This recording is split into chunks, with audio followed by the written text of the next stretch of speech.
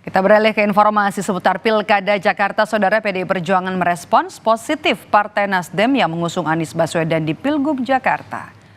Ketua Tim Pemenangan Pilkada PDI Perjuangan Nadia Napitupulu menyebut PDIP gembira Nasdem mengusung Anies di Jakarta.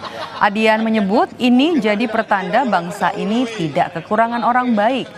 Pihaknya pun tak terpengaruh dengan pernyataan Koalisi Indonesia Maju yang akan melawan Anies Baswedan di Jakarta.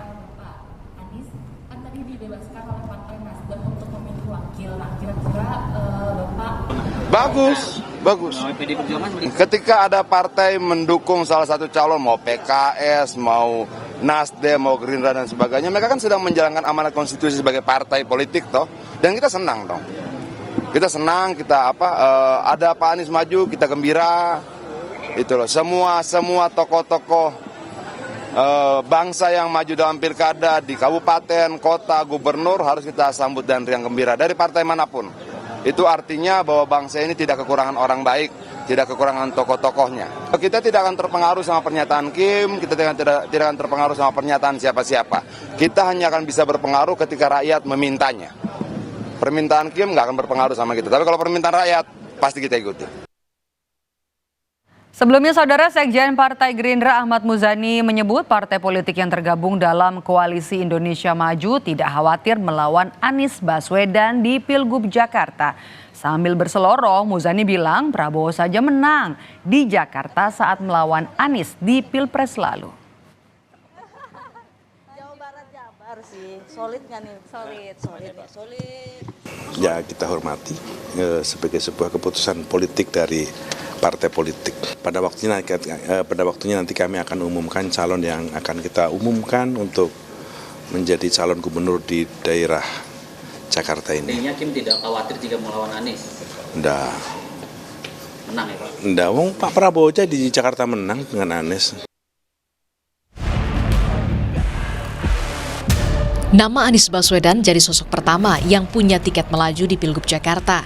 Dengan 29 kursi, Anies sudah cukup mengantongi bekal dukungan sebagai syarat. 11 kursi dari Nasdem yang kemarin memberikan dukungan. Sebelumnya, ada PKS yang punya 18 kursi, bahkan sudah memasangkan Anies bersama Sohibul Iman. Anies sebut masih ada PR menentukan siapa sosok pendampingnya yang harus bisa diterima partai politik koalisi pengusung dirinya. Kita akan berembuk bersama untuk bisa menyepakati agar pasangan yang nanti diusung adalah pasangan yang memperkuat koalisi. Karena kita ingin pasangannya menjadi pasangan yang didukung oleh semuanya.